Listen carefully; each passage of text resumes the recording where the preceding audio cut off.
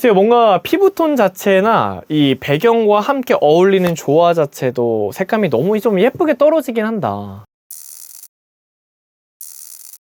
테크를 일상에서 IT 이티티씨입니다. 최근 소니의 알파 5100 등을 리뷰하면서 주변에서 많은 분들이 중고 카메라 사기가 조금은 꺼려진다, 이 입문자용으로 살 수 있는 카메라를 추천해달라는 이야기를 종종 듣고 있는데요. 그래서 오늘은 캐논에서 새로 출시되는 풀프레임의 초경량 미러리스 캐논 EOS R8을 한번 소개해 보도록 하겠습니다. 제가 생각했을 때 입문자분들께서 가장 먼저 알아야 될 것은 무게, 기능, 가격, 그 이전에 센서를 고르셔야 한다고 좀 생각이 됩니다. 흔히들 풀프레임이나 크롭 이런 단어에 대해서는 조금 많이 들으셨을 텐데, 쉽게 설명을 드리면요, 이렇게 R8 같은 풀프레임, 요거는 센서가 큰 만큼 많은 빛을 받아들일 수 있어서 어두운 환경에서도 좀 깔끔하게 촬영이 가능하고요, 아웃포커싱도 비교적 잘 되며 조금 더 선명한 영상을 얻을 수가 있었습니다. 하지만 센서가 큰 만큼 그만큼 가격도 좀 비싸지는 거죠. 크롭 센서는 그거의 반대라고 생각하시면 됩니다. 조금 덜 선명하고 조금 어두운 환경에서 촬영이 힘들지만 가격이 좀 저렴하다 정도로 생각하시면 되겠습니다. 네, 그래서 오늘의 영상은 나는 풀프레임을 살 거야 라는 마음을 가진 입문자분들에게 조금 더 도움이 될 것 같습니다. 저도 크롭 미러리스로 영상을 좀 시작을 했었고, 지금은 풀프레임이 아니면 안 돼버리는 몸이 되었거든요. 네, 그러면 이제 구매를 좀 다짐하고 나서 카메라를 찾아볼 때 R8을 추천드리는 이유 설명드리도록 할 텐데, 우선 무게입니다. 무게가 너무 가벼워요.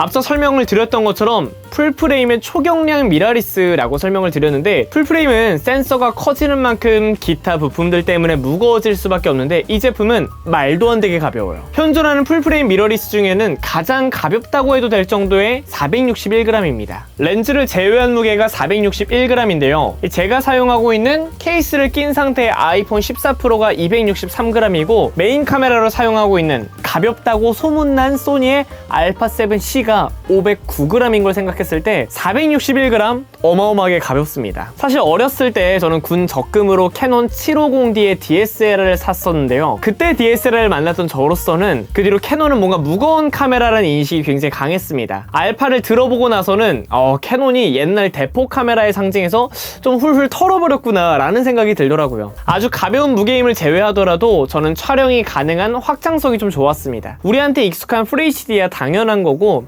4K 촬영까지도 거뜬했는데요. 그 4K 촬영도 무려 60프레임까지도 가능합니다. 제가 가지고 있는 소니 알파7C가 60프레임이 안 되는 건 조금 아쉽거든요. 그런데 정말 놀라운 건, 정말 영상에 입문하고 카메라에 대해 큰 관심이 없으신 분들한테 직접 영상을 보여주면서 비교해보니까 생각보다 30프레임과 60프레임을 구별하지 못하시는 분들도 많이 계시더라고요. 사실 저는 개인적으로 보여지는 부드러움이고 뭐고 다 떠나서 60프레임이 지원이 된다라는 건 4K에서도 슬로우 모션을 내 마음대로 넣을 수 있다라는 거, 그게 정말 큰 장점입니다. 왜냐면 요즘에 여행이나 간단한 감성적인 영상, 브이로그 등에도 다양한 슬로우 모션들이 들어가다 보니까 그런 걸 좋아하시는 분들이 4K 촬영 시에는 60프레임 지원되는 카메라를 찾으시긴 하는데, 그런 게 바로 EOS R8이 아닐까 생각이 듭니다. 그리고 저는 녹화 시간에 조금 더 반했습니다. 물론 요즘 제가 사용하고 있는 풀프레임 바디들 같은 경우에 촬영 시간 제한이 해제된 게 어찌 보면 당연하기도 하지만, 이번 R8도 RP의 외관을 비슷하게 본따다 보니까 촬영 제한이 있으면 어떨까 좀 걱정을 했거든요. 왜냐면 제가 옛날에 ASMR을 찍다가 중간중간에 발열 때문에 꺼져서 한참 있다가 다시 카메라를 켜고 그런 불편함을 겪지 않고 싶었습니다. 그런데 R8 같은 경우에는 4K 촬영을 하더라도 최대 2시간까지 녹화가 가능하고요. 앞서 말씀을 드렸던 것처럼 4K의 60프레임 같은 경우도 30분을 넘어서고 나면 배터리 측면에서 오히려 방전이 되기 때문에 녹화 시간 자체는 훌륭하다고 보셔도 좋겠습니다. 이런 기본적인 기능뿐만 아니라 사용하기 편하면서도 입문자분들한테 도움이 되겠다는 재밌는 기능들이 들어가 있었는데요. 사진에서는 예비 촬영 모드, 그리고 버스트샷 모드, 영상에서는 사전 기록 기능이 탑재되어 있습니다. 동영상 같은 경우에는 오토 모드가 아닌 수동 모드로 설정하셨을 때 메뉴에 들어가시면 사전 기록 기능이 확인이 되고, 해당 기능을 키면 LCD 우측 상단에 표시가 되는데요. 쉽게 설명을 드리면 내가 설정한 시간만큼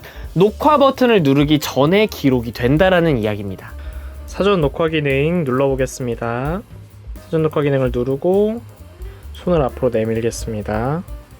어느 정도로 녹화됐는지 보도록 하겠습니다. 급박한 환경에 많이 사용을 하실 텐데, 예를 들면 우리 고양이가 너무 이쁜 짓을 하고 있을 때 이걸 반드시 찍어야겠다 싶어서 녹화를 누르면 늦을 때가 많잖아요. 그런 경우라거나 뭐 자연의 동물이나 새들을 촬영하시는 분들은 비상하는, 날아오르고 뛰쳐나가는 그 장면을 찍고 싶은데 계속 녹화를 눌러놓으면 용량이나 배터리에 무리를 줄 수 있기 때문에 자리만 잡아놨다가 비상하는 순간 녹화를 누르면 그 전까지도 담을 수가 있는 거죠. 이거는 사용하기도 쉽고 무엇보다 유용하게 사용할 수 있기 때문에 좀 소개해드렸습니다. 사실 그 외에도 이번 알팔은 오토포커스부터 색감을 잘 잡아주는 화이트 밸런스의 성능도 업그레이드가 되었고, 다양한 렌즈를 끼신다면 이 렌즈마다 차이나는 수차를 보정하기 위한 디지털 렌즈 최적화 기능도 탑재가 되어 있습니다. 또한 초점 위치를 바꿔주면서 한 장의 사진물을 정확한 초점의 작품으로 잡아주는 초점 브라게팅이나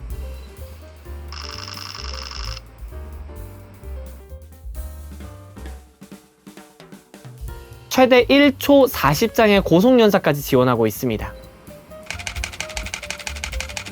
개인적으로 다양한 기능이 있긴 하지만 저는 캐논 그 자체만으로도 가치가 높다라고 보여지는데요. 특히 입문자분들께서는 대부분 사람을 담아내는 영상들이 조금 많이 찍으실 텐데, 저는 개인적으로 소니에 비해 인물의 피부톤 자체를 조금 더 보기 좋게 잡는다라는 느낌도 있더라고요. 저뿐만이 아니라 많은 이야기들이 그런 방향을 가리키고 있습니다. 근데 얘가 또 무게가 워낙에 가볍다 보니까 카메라를 보면서 이렇게 편하게 이야기를 할 수 있게, 밖에서도 이럴 수 있게, 저 같은 경우에는 밑에다 아주 작은 상박대 같은 걸 좀 연결해서 이렇게 다니곤 해요.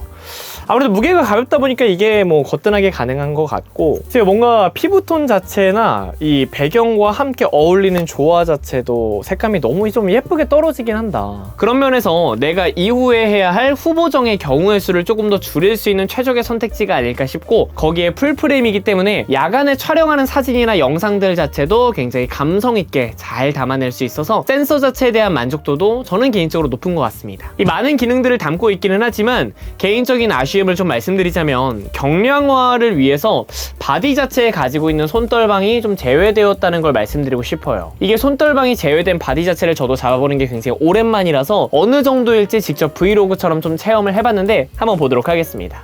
네, 야간의 저조도 같은 환경에서도 보는 것처럼 이렇게 스테빌라이저를 좀 켜가지고 하고 있는데 너무 춥다. 흔들림이나 이런 것도 좀 보시면 좋을 것 같고요. 확실히 어두운 환경이라도 좀 얼굴을 뭐 담아내는 거라거나 이런 부분이 좋긴 해요. 근데 이 디지털 IS를 키면 상대적으로 좀 얼박샷이 된다, 그죠? 이걸 좀 끄고 보여드리도록 하겠습니다. 지금 이제 디지털 IS를 좀 끈 상태에서 보여드리는 거고요. 확실하게 멀리 잡히는 건 동일한데 좀 흔들림이나 이런 것도 비교해서 보셔도 좋을 것 같습니다. 근데 확실히 풀프레임이라 그런지 좀 저조도 센서에서도 어두운 환경에서도 크게 노이즈 없이 좀 편하게 잡는 모습도 보시면 깔끔하게 보실 수 있으세요. 네, 현재는 IS 기능을 끈 상태고요. 네, 현재는 IS 기능을 키기만 한 상태입니다. 네, 현재는 IS 기능을 강하게 켜놓은 상태입니다. 네, 개인적으로 만약 브이로그를 찍을 거면 IS 기능으로 강하게 촬영하기엔 크롭이 많이 돼서 그거는 조금 힘들 것 같고, 저처럼 2450 표준 줌 렌즈에다가 손떨방이 탑재되어 있으니까 탑재되어 있는 렌즈에다 IS 기능을 킨 조합으로 촬영하시면 적당하지 않을까 싶기도 합니다. 이 손떨방을 위해서 크롭이 어느 정도 되는지를 보시면 아시겠지만, 강하게 기능을 키면요 생각보다 많은 비율이 크롭이 됩니다. 그래서 이 부분을 일부 화질에 대한 저하 현상도 있을 것 같아요. 혹시나 사용하신다면 꼭 광량이 높은 곳에서 사용하시는 것을 추천드리겠습니다. 사실 영상으로 담은 R8뿐만이 아니라 저는 개인적으로 사진으로 담기도 굉장히 예뻤어요. 뭔가 셔터만 눌러도 예쁘게 담긴다라는 느낌이 캐논의 색감에서는 말해주고 있는 것 같더라고요.